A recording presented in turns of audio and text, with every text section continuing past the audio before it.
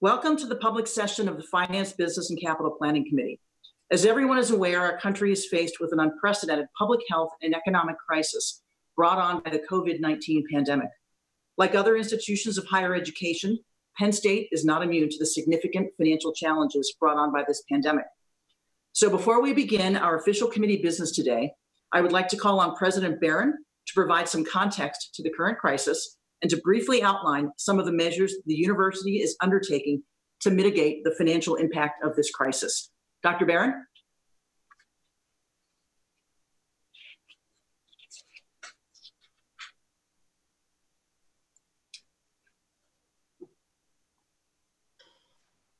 Mary Lee, this is Shannon. I don't think we have Dr. Barron on the line yet. Okay. Well, that's okay because I happen to have a list that I'll share with everyone for what we're doing. So first of all, we implemented a 3% across the board reduction to unit budgets for FY 2021. And all of this, by the way, was outlined in a memo that Eric issued probably 2 weeks ago. We implemented a freeze in general salary increases for all faculty and staff for 2021. We tentatively negotiated a 1-year extension of our current collective bargaining agreement for members of Teamsters Local Union number 8 with no wage increase for 2021. We implemented a 50% pay reduction for certain employees effective May 4th through June 30th, 2020, due to lack of work through no fault of their own. Delayed or deferred several projects in the current 5-year capital plan in order to save $60 million in previously planned spending. With favorable action at our committee meeting today, we will reduce 2020 summer tuition, and with approval of the board in July, we plan to freeze tuition rates for FY 2021. We received $55 million through the recently enacted Higher Education Emergency Relief Fund, of which 50% will be applied to emergency student aid. We aggressively implemented measures to reduce spending and accelerate the implementation of best practices in the procurement of goods, services, and university travel.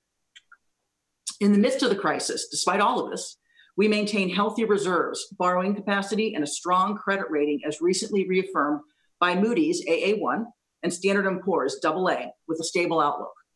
Beyond these measures, we have executed a pre-funding agreement with the state employees retirement system, the planning for which began long before the COVID-19 pandemic.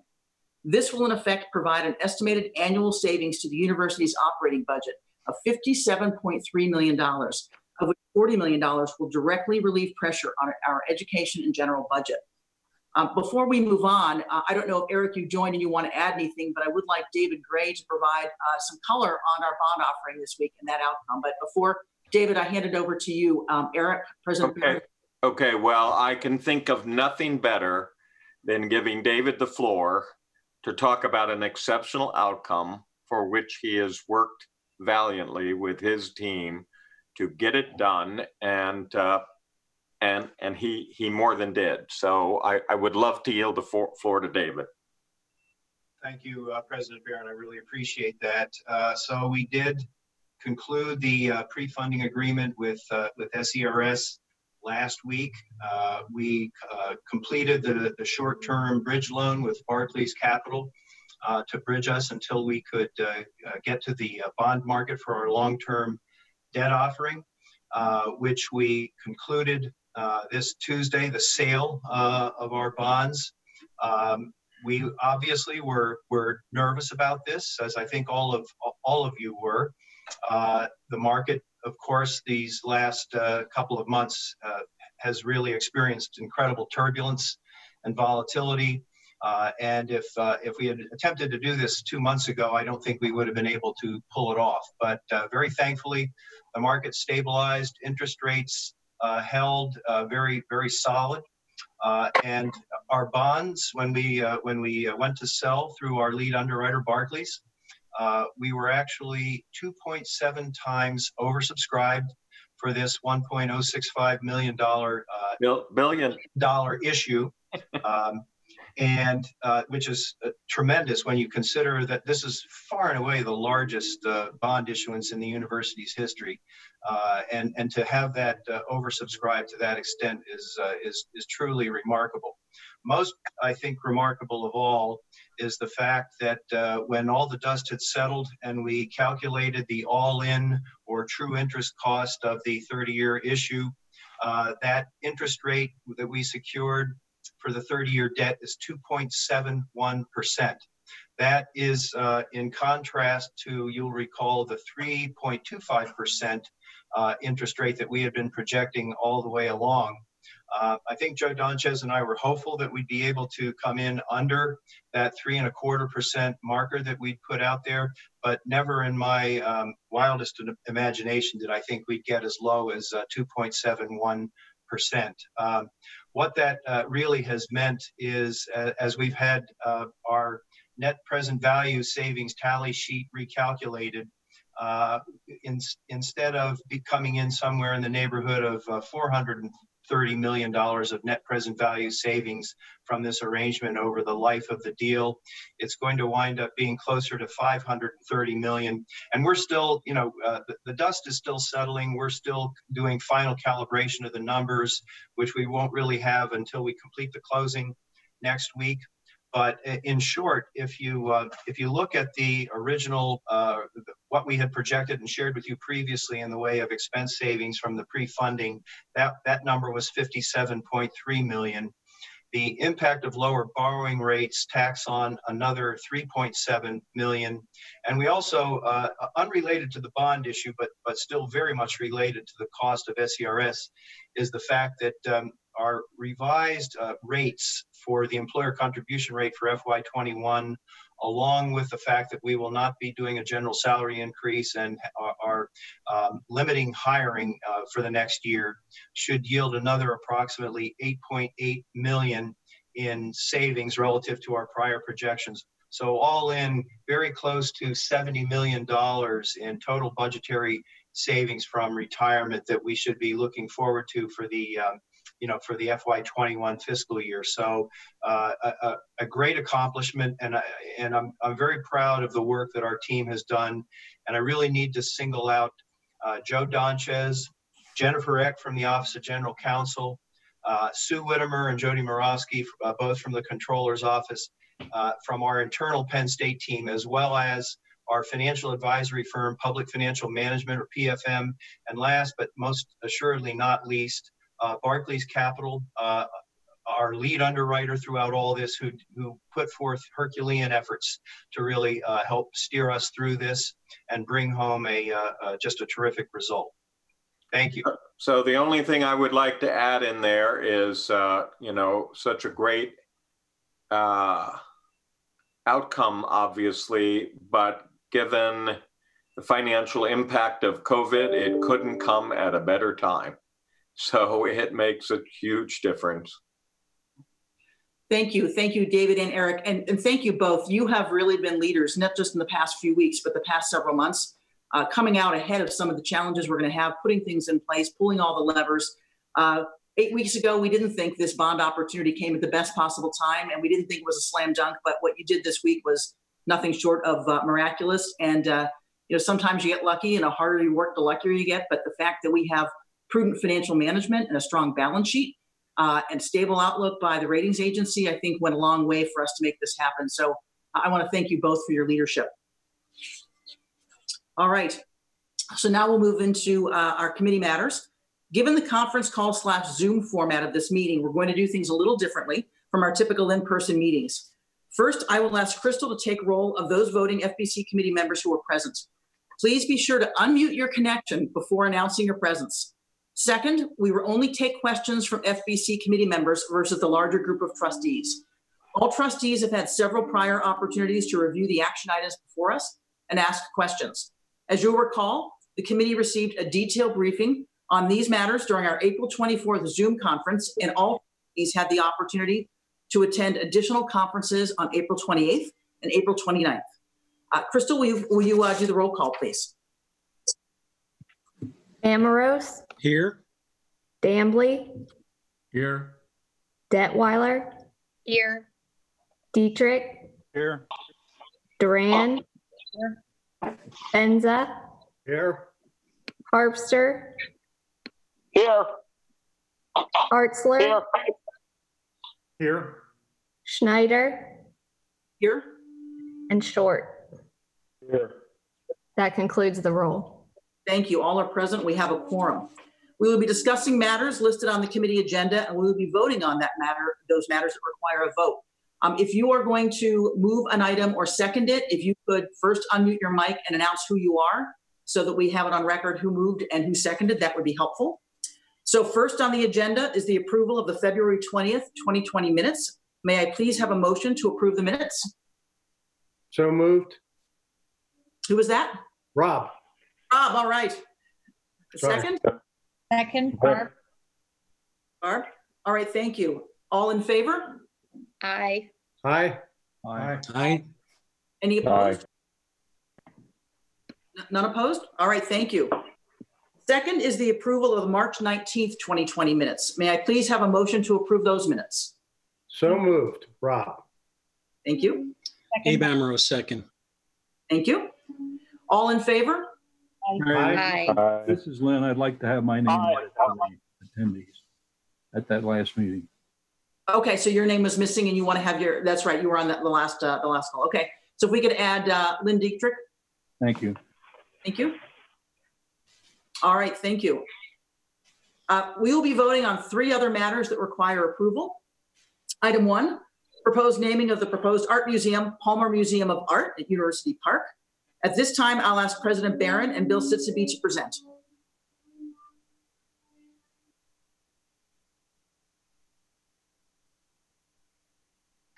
Thanks, Okay. Mary Lee. Oh, go ahead, Dr. Byrne. No, you go ahead and then I'll just add in.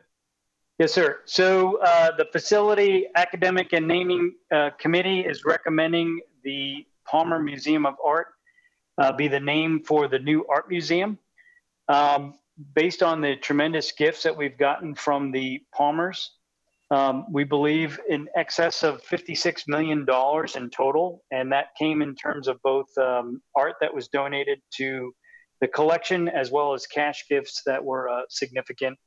That in recognition of the Palmers' tremendous efforts, which well exceed over 50% of the proposed construction cost, we're recommending that this be the new naming moving forward. I think Dr. Barron, you'll probably jump in and just affirm that we've had significant philanthropic support, well in excess of the original target of 13.9 million, which right now is well over 15 million, with commitments up to $18.9 million of philanthropic support, which just shows the tremendous support we have from the community. And most of those gifts are all from the local community too. So we're recommending, and you'll see the resolution on the screen if you go to the next slide, that subject to the necessary approvals through the process, and of course the final construction approval, which would come forward approximately next July, that we name the art museum the Palmer Museum of Art. And Dr. Barron, I know you probably have a few things you wanted to add. Yeah, so I just want to remind everybody, as Bill said, we're not voting on the construction of the museum. We're voting on the naming, which then will require a final construction approval that will occur later. This is about honoring a major donor, and it's about honoring the tremendous interest by our alumni and friends in the construction of this museum. Our aim is to do this only with dollars that are not related to tuition. Part of that was philanthropy with a goal of about 13 million, and we are in documented and verbally commitments just under 19 million. This is more money that has been donated for the construction of any building at Penn State outside of the Pagula Ice Rink, for which it was a solo donor. So this tells you something about the importance of this for the local community and from others. It is the only arts-related construction that is in the capital plan. And as I said, the approval of that is quite some time off in the future, but it's incredibly important that we are able to continue to do fundraising and to send the signal particularly to the Palmer family and the Palmer Foundation, that is one of the donors, as well as other donors that have pledged their dollars to namespace.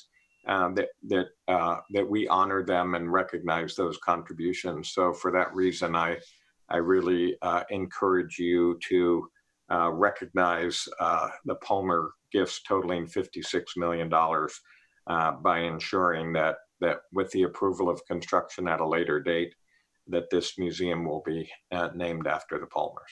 Thank you. Thank you, Eric.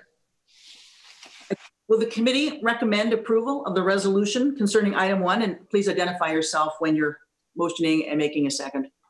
So moved, Madam Chairman, and I am proud to move this forward. It's Rob. Thank you. Thank you, Rob. I'll second it. Who was that? It's Abe. Abe, thank you. Any further questions or discussion? Hearing none, all in favor, please say Aye. Aye. any opposed? Thank you. The motion carries. Item 2, proposed revised tuition schedule for 2020 summer semester. At this time, I'll ask Mary Lou Ortiz to present. Mary Lou? Good afternoon, everybody. Back in July of 2019, you approved the schedule of tuition and fees that would have applied to summer 2020 as part of the full year's academic rate process. We are asking that we receive approval for a revised tuition and schedule for this summer 2020 in recognition of the financial burden that many of our students and families are facing as a result of COVID-19.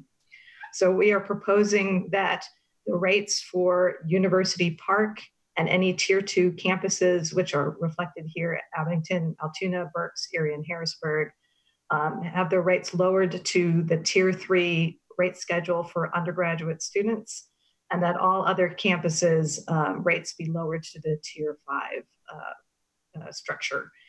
The rates that you see before you on the slide represents the lower division rates for the undergraduate students. We have a number of other rates that apply depending on whether or not they are upper division students, and for particular colleges that are represented on a more detailed schedule that you would have received as part of your board materials in Appendix 1. If you go to the next slide, this represents the proposed revised graduate tuition rates. All of them reflect a 5% reduction in the tuition rates for these campuses and colleges. We are also requesting revision of the World Campus rates, which also reflect a 5% reduction in the rate structure. And with that, I will take any questions that you might have. And Madam Chairman, if you don't mind, I would just like to add a couple comments. Please. So I just want to make sure everybody realizes that this is entirely focused on us understanding the financial challenges that many of our students are facing. It uses existing tuition structures and levels, but essentially is a discounting that is occurring directly in recognition. So the committee should look at this as an access and affordability initiative on behalf of the university. Thank you. Thank you, Eric. Eric, I have a question. I have not read of any other university taking this approach. And I know that one of our great concerns that folks don't talk about much is the fact that student success rates, if they don't take the classes in the summer and some of the cohorts, et cetera, et cetera. Is there another Big Ten school out there or any school that's taken a similar approach? I haven't read it.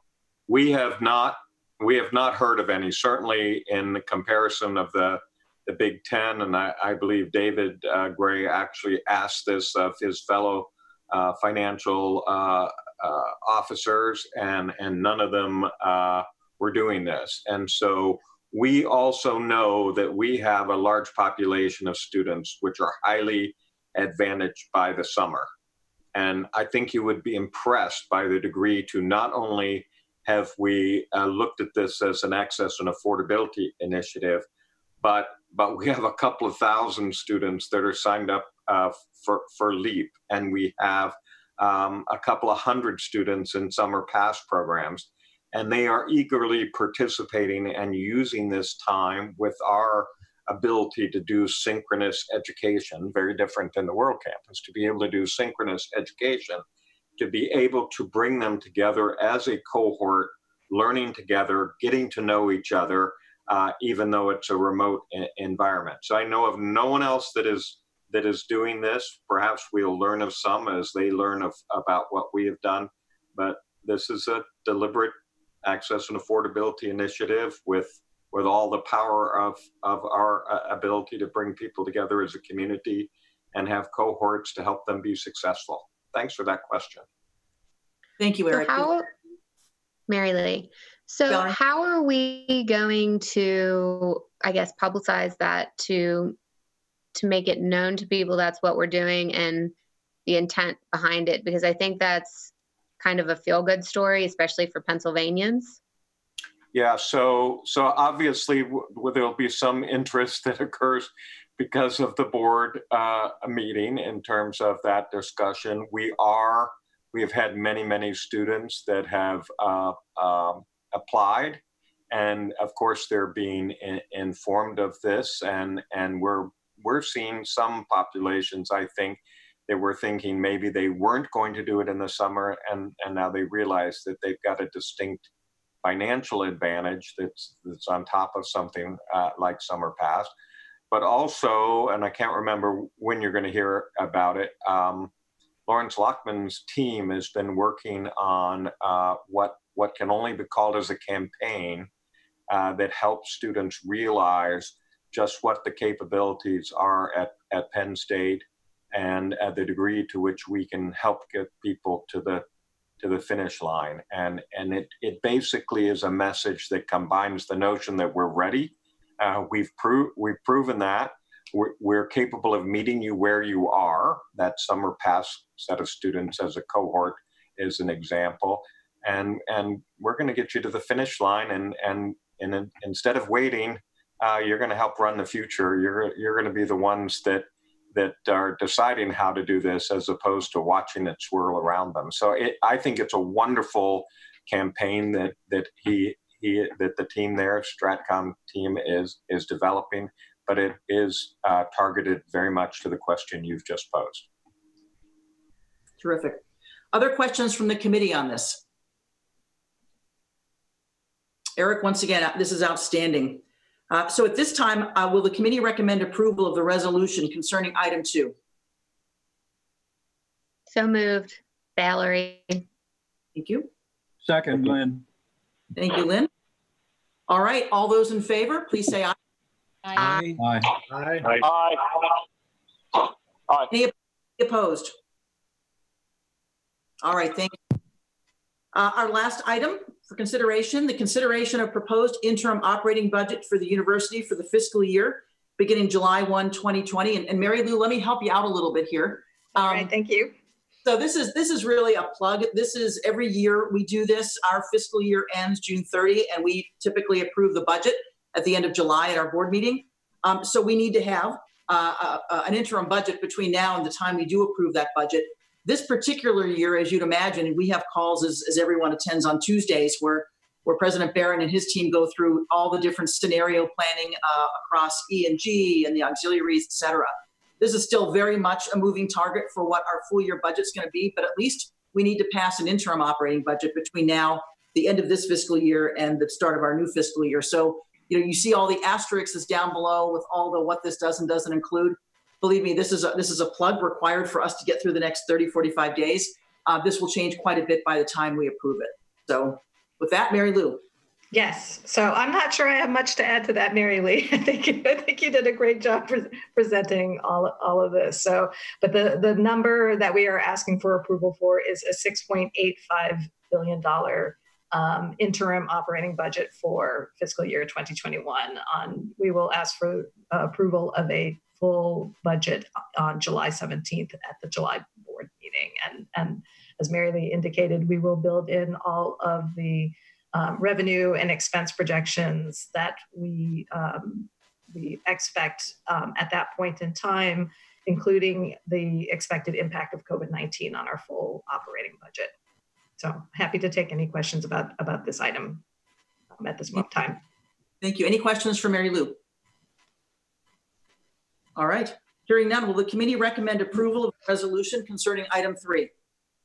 So moved, Barb. Thank you. Can I have a second? Abe Amaro, second. Thank you, Abe. All right. All those in favor? Aye. Aye. Aye. Aye. Aye. Any opposed? Thank you. That completes the formal board agenda. We're now going to move to the rest of the committee agenda, which is really just one informational report. I know I'm very excited about this. It's an update on the Simba ERP implementation. And as you'll recall, it goes live July 1st. So it's just around the corner. And again, it couldn't come at a better time in terms of giving us visibility into our financials and all the levers that we can use to pull during this crisis. So I'll turn it over to Joe and to Mary Lou and to David to take us through it. Thanks, Mary Lee, and thank you, everybody. As Mary Lee mentioned, we're heading into the home stretch here for July 1 go live, and I'll give you a little bit of the background on that. And Mary Lou will talk to you a little bit about change readiness, the new training model, and of course, the budget around the project. The big takeaway here is, as you see, the project status is green. The Simba team has met every single COVID challenge and is continuing to move forward as planned.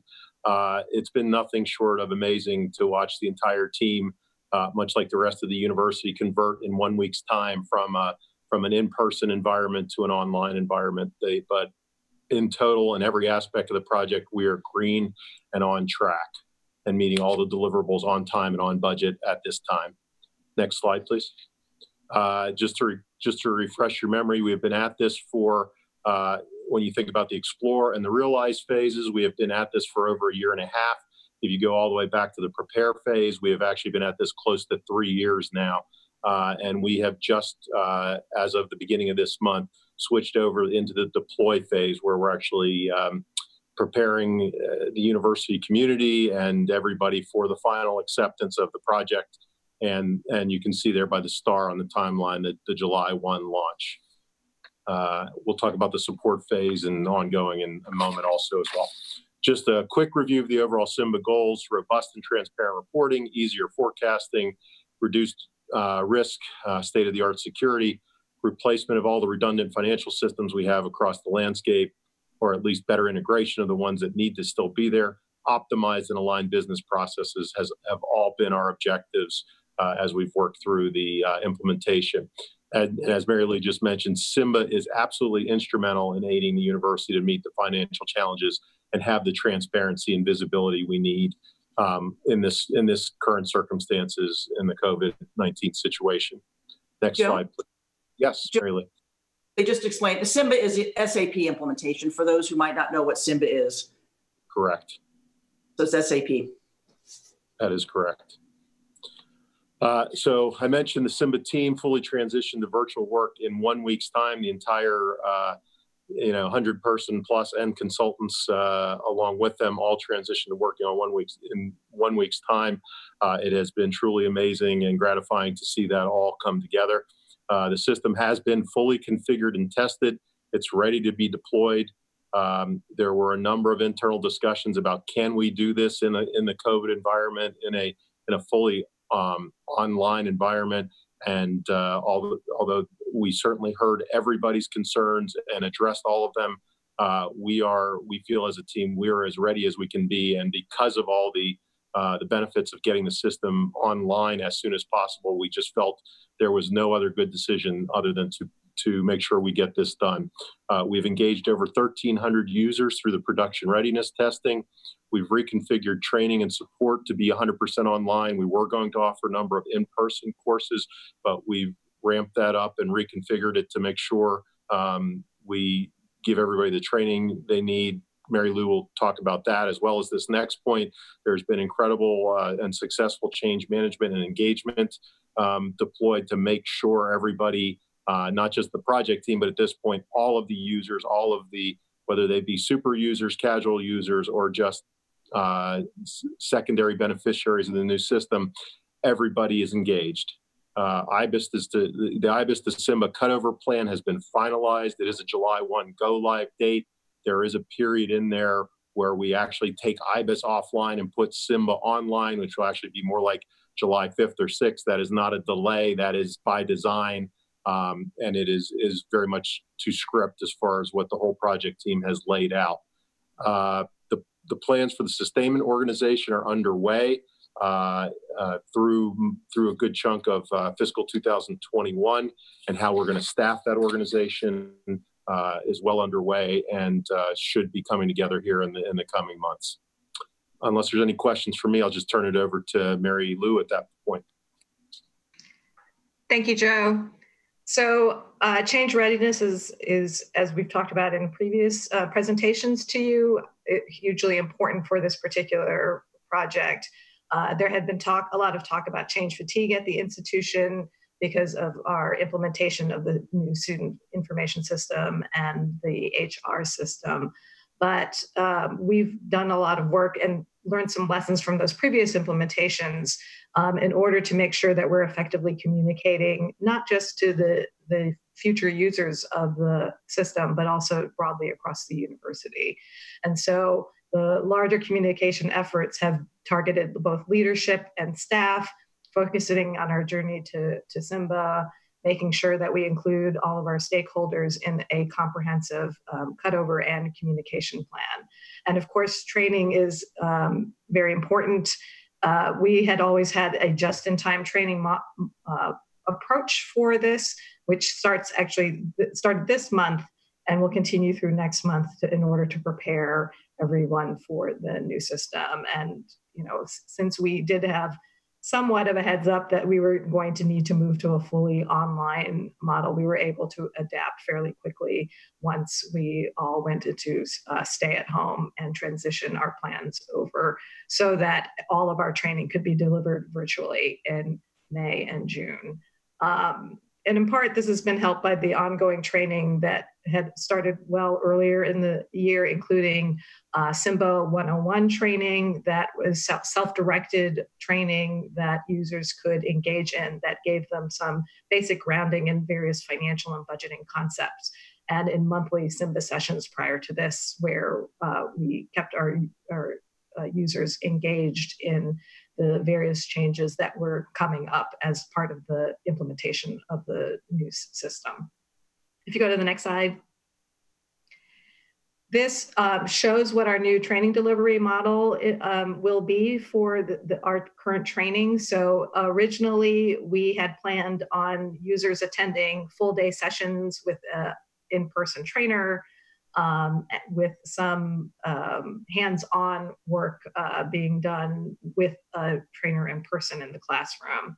Obviously, we can't do that anymore. So all of that training has shifted into sessions. And because we were no longer doing an in-person model, it made more sense to break the training into smaller time segments. So each of the users will still be taking the same length of training, but it's chunked up so that it's easier for users to do a couple of hours at a time and slot that in between other meetings or responsibilities that they might have. And also important is our support model that will be available after go live, so that we have a model where users can go to a help desk and get support for particular questions that they might have. And that will continue for a few months after we go live, and we'll evaluate after that point to make sure we should take that offline or continue it beyond our initial go live period. Next slide, please. So at this point, we are a little under half the budget. We are on track. This is the spending that we expected to incur at this point. We do talk about the go live as being July 1, but obviously the go live is not the end of the process for us. We have a series of other deliverables, both internally and for our consultant LSI, who will be doing work around, for example, implementing the new budget module, which will go live in spring of 2021. We will go through a first closing. And so many of the deliverables and staffing around that is actually geared towards the support that will be needed after July 1 of this year. So we do expect to end up either on budget or slightly under at this point. And I think that, we're managing, even with the changes in the response on our training, we can manage that within the budget that we originally received approval from you for this particular project. And so with that, that concludes the presentation. I think Joe or I would be happy to answer any questions that you might have about this implementation. Does the committee have any questions? And by the way, my takeaway was on time and under budget. Well done. Thank you. Yeah, that's pretty good. Hey, Joe, I don't have a question about Simba. This is Rob. I didn't get a chance to ask my question, and you might have said it and I just missed it. On the bonds, how much of the bonds were taxable and how much of the bonds were tax-free? And was that an aggregate rate? For the SCRS transaction, it was $1,065,100, which is simply the $1,061 that we turned over to SCRS and with the issuance costs associated with it, and that was all taxable, 100% taxable. And the 2.71 applies to the taxable bond.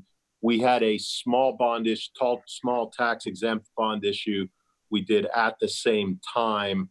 That was simple. We'd had one variable rate bond outstanding for the last, about almost 20 years now, and with about 11 years to go, and the turbulence in the market, we felt it was time to fix that. But that bond performed very well as well. Not quite as well as the taxable bond, but it was that also was at one point in excess of 6 times oversubscribed on the same day. Wow. That's great. Well, thanks for that information, Joe. Appreciate it. And good job. Thanks. Thank you. Do the committee members have any other questions? If not, this concludes the FBCP committee meeting. And I think we disconnect, and those who want to participate in audit and risk, I think that's in about 20 minutes with different connection. All right. The FBCP committee meeting is adjourned. Thank you. Thank you. Bye. Bye.